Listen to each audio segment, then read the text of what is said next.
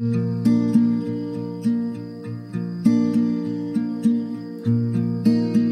before there were pharmacies, there were healers. Mothers, fathers, and neighbors who turned to the earth for wellness. Welcome to the Reality of Herbal Therapy podcast with Jim Applegate. Each week we explore the plants, traditions, and time-honored remedies that connect us to that ancient wisdom, so you can bring it into your modern life.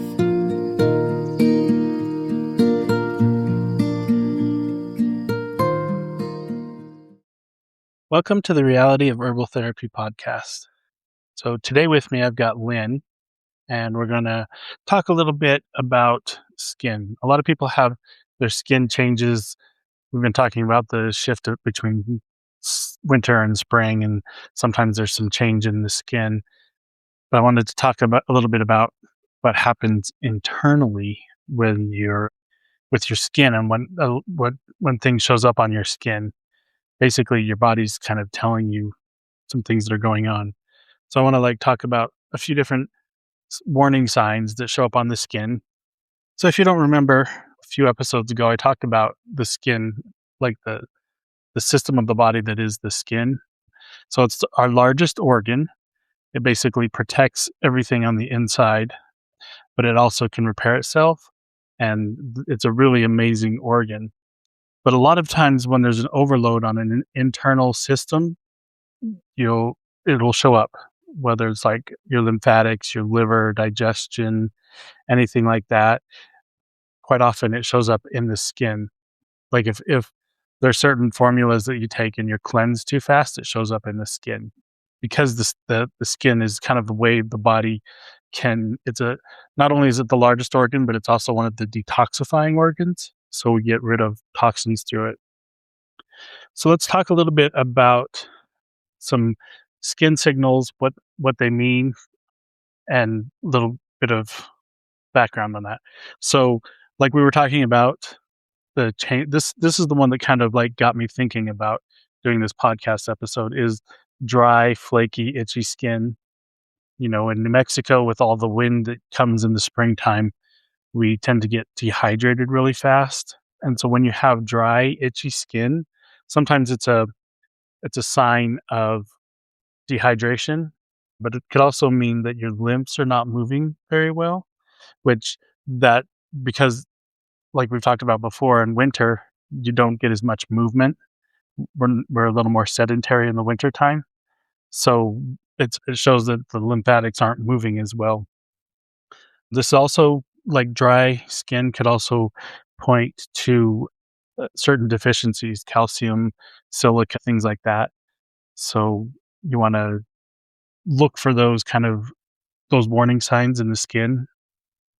Another, when the skin is itchy or dry or anything like that, it could be a lack of good oils in your diet. So if you don't have enough good oil in your diet, your skin isn't as pliable and it tends to dry out and gets you get that rough, rubbery skin. So that's another thing to watch out for.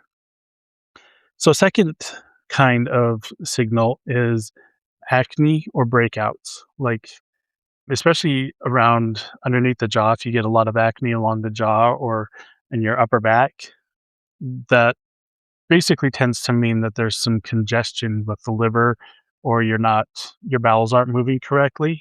So basically the body's got to push those toxins out in other ways. And that's when you get acne. So if the liver's not quite functioning properly, and there's changes in adolescence, and that's when they get a lot of acne, because their liver is shifting to different foods, different diets, there's a lot of changes in their body. And so that's why acne shows up on them. So greasy food, if your bowels aren't moving, stress, all of those put a lot of stress on the liver, and then the liver isn't functioning as properly. So with something like that, you want to just, think about blood purifiers, lighter meals, avoid really greasy foods, cut back on the stress if you can. So the third one we wanted to talk about is redness, or spots, rashes, or spots on the skin that have a fever. This basically means that there's inflammation or a lot of acid running through your blood, and so your blood's trying to push it out through the capillaries, and it comes out through the skin, pushing that acid out if you're really acidic and stuff. And so that's when you get the rashes and a fever on the skin. Basically, the your skin is trying to vent the that acid out. So that you want to look for herbs that will balance out the acid. Look for things that will help if you're really acidic like that to bring down your acidity. And going back to the ever popular, ever common hydration, more water. Water is really essential for something like that. If your skin is puffy or it doesn't have a sheen to it, that usually means that there's not good circulation. So a lot of people get it, especially like in their extremities, their legs and things. If they don't have good circulation, the blood isn't getting there. It could mean lymphatics are kind of built up in those areas. That's where bladney comes in and is really helpful to basically move that fluid through the body. Basic because you've got that waste and the fluid building up, and it's especially in the extremities and the ankles, you get the swelling and the edemas and stuff like that. So like I mentioned, bladney is really helpful, but also, trying to get up and move. If you notice, a lot of sedentary people tend to have the the edema, the swelling and stuff because they don't have enough movement, and movement is what gets the lymphatics moving, and it helps the body to move that waste up from the legs and the feet to where the bladder and kidneys can move it out. And if you have a problem with that, sometimes just gentle massage in the area will also kind of help stimulate the blood flow and everything. So the fifth one I wanted to talk about is anything that's like eczema, chronic spots, liver spots, things like that, spots that don't go away. This means that there's blood impurities, and your pathways to clearing it out aren't functioning properly. So like if the liver isn't functioning, that's when you get liver spots and stuff because the body doesn't have a way to move it out if your bowels aren't moving. And especially when these are chronic, they generally follow chronic conditions, chronic constipation, other chronic issues will show up as chronic skin issues. If you have a lot of blood issues and stuff, that's where these kind of chronic skin issues come from because they sort of piggyback on each other. If you're not if your bowels aren't moving and you've got a toxic load on your body, then it's got to get rid of it somehow, and so it puts it out through the skin. If your bladder and kidneys aren't working, it's got to push it out through the skin. So that's where let's talk a bit about formulas that really help with these things. If you noticed, all of them tend to talk about lymphatics, circulation, the blood, stuff like that. So it comes to blood wash. Blood wash is anytime there's any skin issue, that's what we talk about is blood wash. Blood wash is helps to clean up any of those issues, the lymphatics, the blood, anything that could cause that back up. If you know that your bowels are sluggish or your liver's having problems, and that's where the skin issue is coming from, then we would look at something like Clean Lax or Live Clean, colonic caps. Those help to move that cleansing organs, get those working properly so that then your body can deal with the waste that it has to get rid of.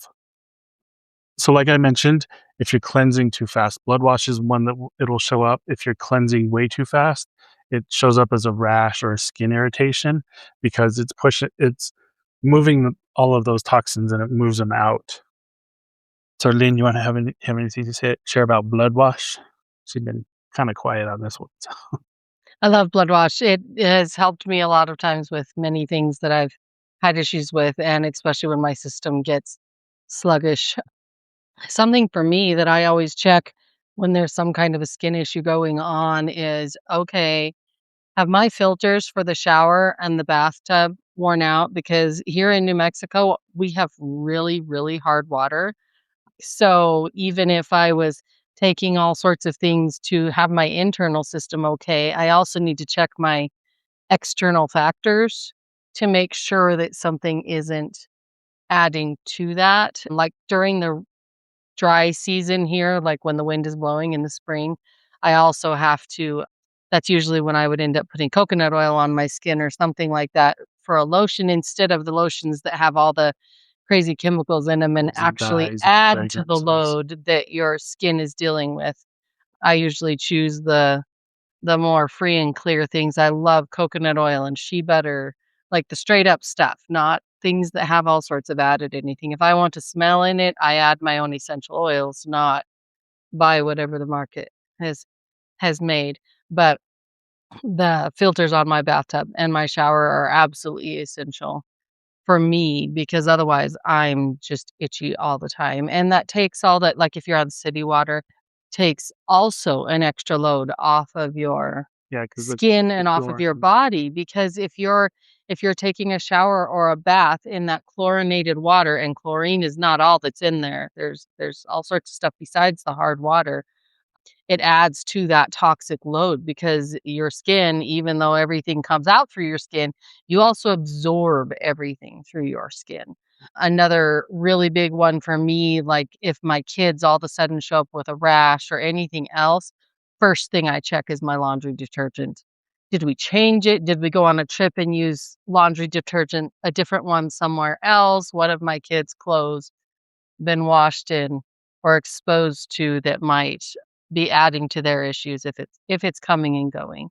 But I always have to pay attention to that for myself also. So those are the really big External contributing things. factors externally for me that I also have to pay attention to. But blood wash really, really helps and live clean. I've had liver issues since I was little. Just as far as I have to pay attention. If I've been eating a lot of crap, if I've been doing a lot of things or, like been on a trip or the seasons, we have lots of holiday yummy food and stuff. If I need to do blood wash, 9 times out of 10 for me, I need to do Live Clean with it. And if I'm taking Live Clean, it's really helpful to take blood wash following it because otherwise it stagnates in my blood and then it shows up on my skin. So I take them both in tandem in order to let my liver get cleaned out, but then it moves out of my blood with the blood wash. Yeah, that's always a good thing to remember when you're doing any cleanse type thing, is to make sure that your pathways out are working. So, if you're doing a liver cleanse, taking Live Clean or whatever, but your bowels aren't moving, then you're just pushing all of those toxins out of the liver into your intestines, and they're just gonna sit there, and so you wanna make sure that all of your cleansing organs are working. Yeah, all your cleansing organs are working. Yep. Yeah, so and those are great external things. Avoid anything with fragrance, like, especially man-made fragrances and dyes and chemicals. Some of those can be really rough on the skin, and so the skin has to work extra hard to move those out. I also noticed skin, like as far as skin with kids and teenagers and stuff, in our family, uh, acne has always been an issue for some reason. Some kids get it more, some kids have more sensitive skin or less sensitive. But a huge difference is coconut oil, eating coconut oil. I wouldn't have thought years and years ago that adding such a good healthy fat to our diet would help with facial issues and acne issues and stuff, but I was absolutely shocked. Just like dogs that have the right kind of fats in their system and everything have a beautiful coat, it's the same for people. You need really good fats to be able to help your skin and give it what it needs and for your body to be able to metabolize things properly and stuff. You need really good fats, but you gotta pay attention to your sourcing and what's in them, where they came from. Coconut oil, unrefined virgin coconut oil is my favorite. Even though I don't cook with that, I add it on things afterwards, and some people really can't stand the flavor. But, garlic hides coconut oil really well. Cinnamon does too. I buy the for skin to get it in the kids, coconut oil is what I bake with most of the time, but I use a refined cold pressed coconut oil, because the refining is basically they take out the coconut flavor, which really helps to get past some kids' palates, Flavored palettes. including mine. Yeah. Yep. Going along with that, kind of watch what you're eating. If you're eating a lot of processed foods, that can put a lot of strain on the liver and stuff. So, look for. I had a friend one time where to shop on the outskirts of the grocery store. Like get most of your food from the veggie aisle. Fresh in season is always much better than other foods and stuff. So some other things you can do to help yourself internally. So I mentioned water, and if you're like it's really dry and you're not catching up on your water, just squeezing a little bit of lemon in there or baking soda, it really helps with hydration. Even just a pinch of salt. You want a good unrefined salt, sea salt, Himalayan salt, something like that. Yeah, and when you say add a pinch of salt, it does not need to taste like ocean water. It is just a little tiny bit, because you don't want too much salt in your system, but it makes it so your body absorbs it better instead of it just washing through and washing out whatever's been running through your system, your toxins, your whatever, because you don't want it to just flush the entire system, but you want it to absorb and be able to be utilized by the cells. And by adding the baking soda or salt, or what was the other thing you said? Squeeze of lemon. Oh, yes, or a squeeze of lemon, it just makes it more readily available for your body to use, and it metabolizes it.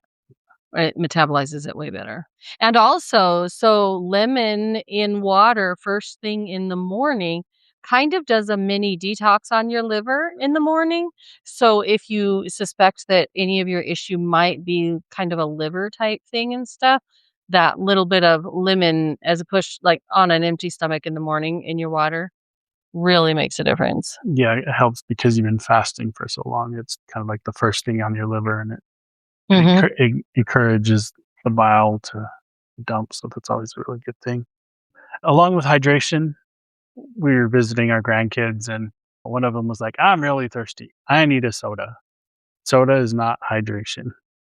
Anything with sugar like that, it actually depletes the water from your system. So avoid the sugary drinks because they can really have an effect on your hydration and thus, on the dryness of your skin.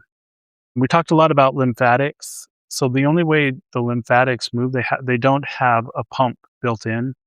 So the only way your lymphatics move is by you moving.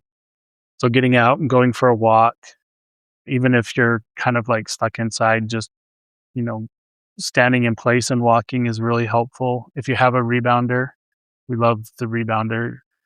The nice thing about a rebounder is it moves all of the lymphs in your body simultaneously.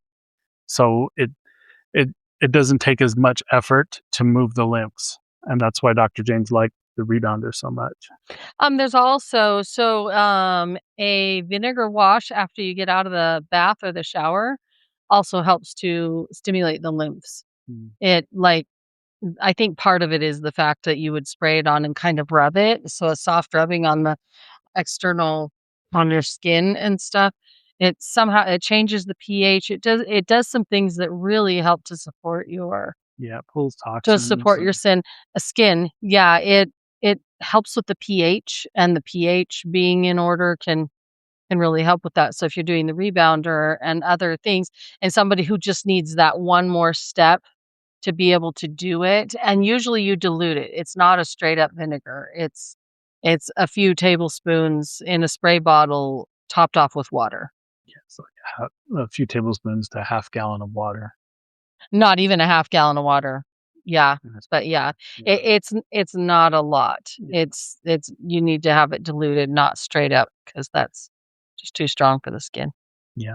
So another thing you can do for your skin is, and it's, we talk a lot about it, is sleep.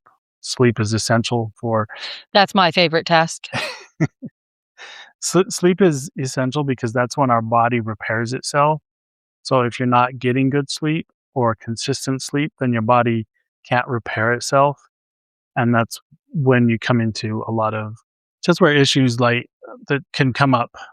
One of our favorite health books is about sleep. The author talked about how his bones basically just became brittle because he wasn't sleeping. So his bones weren't given the opportunity to regenerate. So sleep is essential to just about any health thing that you're going to do. So if you are thinking cleanses, sometimes there's easy ones like Lynn talked about, the vinegar on the skin, a liver flush, just taking live clean will help, or just blood wash. Doing the lemon water first thing in the morning is also, they're easy cleanses to kind of help brighten up your skin, but take a lot of that toxic load off of the body. And you want to make sure that you have an out for the toxins. So whether it's like dryness, puffiness, breakouts, acne, whatever, they're warning signs from your body to look for. So if you have any of those warning signs, it's not something to cover up or hide or be concerned about. It's a warning sign that your body's telling you something to take care of. And so I hope these few tips have been helpful in finding these warning signs. If you'd like to learn more about blood wash or any of the other formulas we talked about, I'll link them in the show notes. It's been wonderful talking with you, and we'll talk to you next time.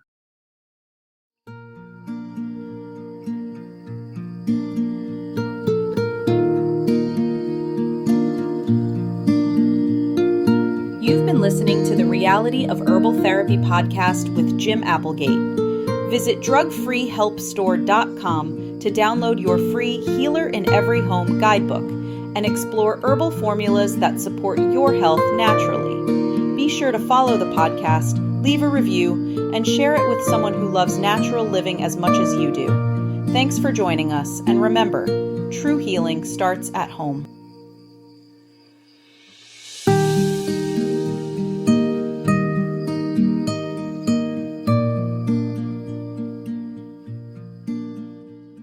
It is not the intent of professional herbal instruction or any persons associated therewith to diagnose or prescribe. The intent is only to offer herbal information for your consideration.